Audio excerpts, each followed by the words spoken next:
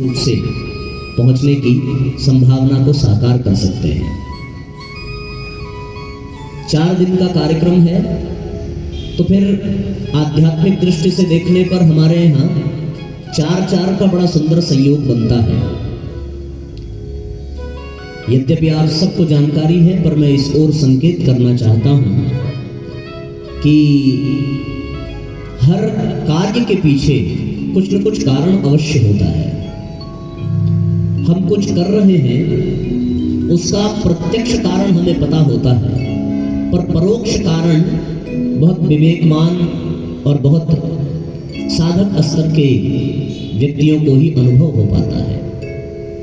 हो सकता है हम लोगों में भी ये अनुभव किसी ने किया हो और इसी लिए ये कार्यक्रम 4 दिवसीय रखा गया हो।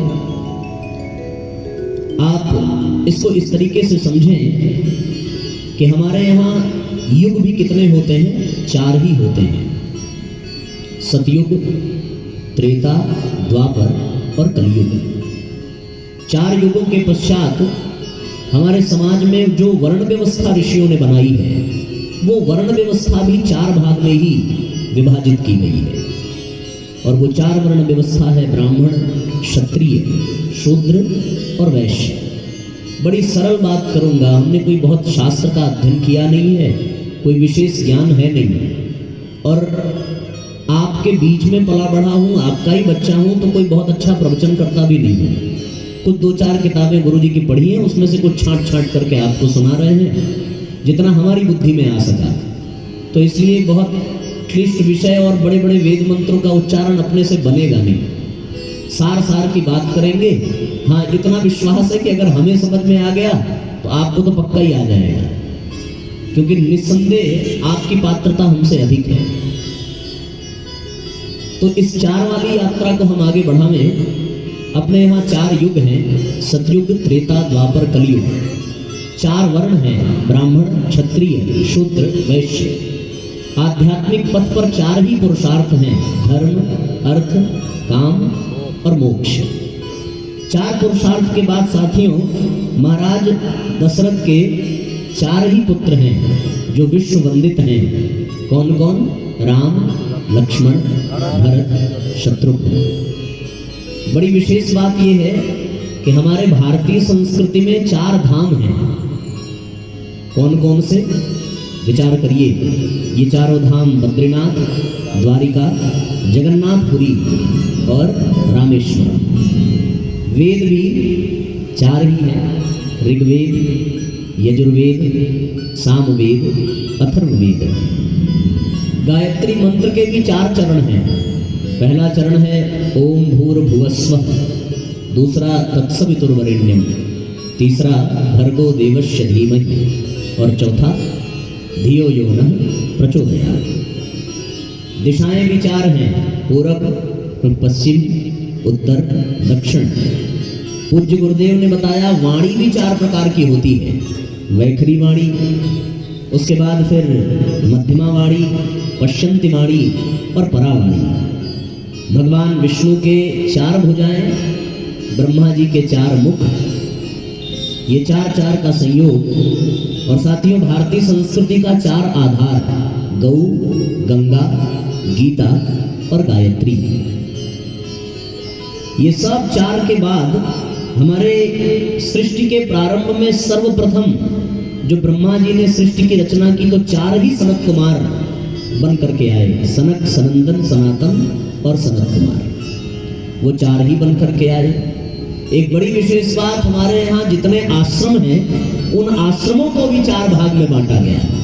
ब्रह्मचर्य आश्रम, गृहस्थ आश्रम, वानप्रस्थ आश्रम और संन्यास। जब ऐसे 4 का संयोग बने, तो ये कितनी विशेष बात ये है कि हम लोग यहाँ आए भी हैं 4 पहिया पर ही। और यहां से सच कह रहा हूं, दुनिया का हर प्राणी यदि जाएगा तो 4 कंधों पर ही जाएगा। एक और संयोग बन रहा है कि मंच पे भी हम लोग 4 ही लोग हैं, और अपना कार्यक्रम भी कितने दिन का है? 4 दिन का। 4 दिन की जिंदगी में 4 लोगों के माध्यम से जो 4 पहिए पर आए, वो 4 दिन के कार्यक्रम का ये अनुष्ठान पूरा करके फिर 4 पहियों पर कंधों पर नहीं जाएंगे, 4 पहियों पर चले जाएंगे। तो इतनी सी बस बात है। शुरुआत 4 से हो रही है, विश्राम भी 4 पे ही होना है। मजे की बात यह है कि जिस दिन चौथा आएगा उस दिन पूर्णिमा की तिथि होगी।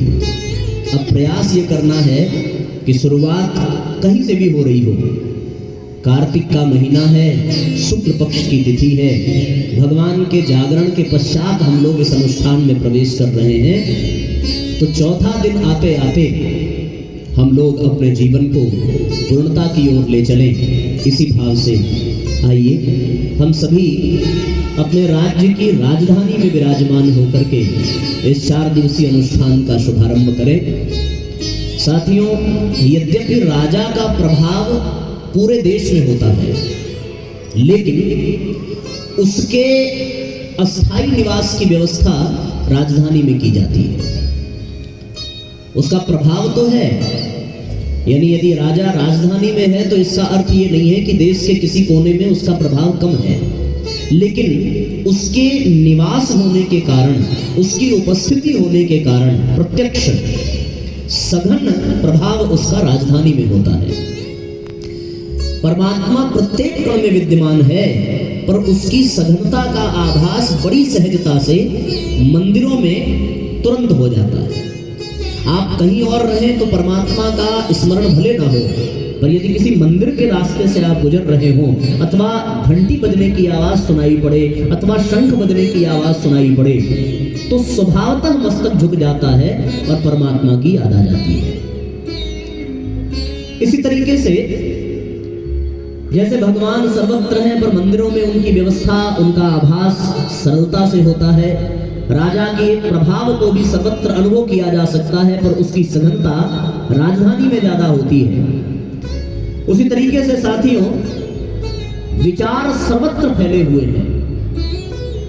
हमारे अंतरिक्ष में, हमारे वायु में सर्वत्र ईथर तत्व व्याप्त है, सर्वत्र विचार तत्व व्याप्त है, पर विचारों की सघनता यदि सर्वाधिक कहीं अनुभव की जाती है तो वो सत्संग अथवा कथा के पंडाल में ही अनुभव की जाती है, क्योंकि वहां समाज के छटे हुए लोग, समाज से निकलकर विशेष स्तर के लोग आकर के विराजमान होते हैं। कथा पंडाल में, सत्संग में वही व्यक्ति आता है जो श्रद्धालु होता है, जो निष्ठावान होता है, जो विवेकवान होता है, जो विचारवान होता है।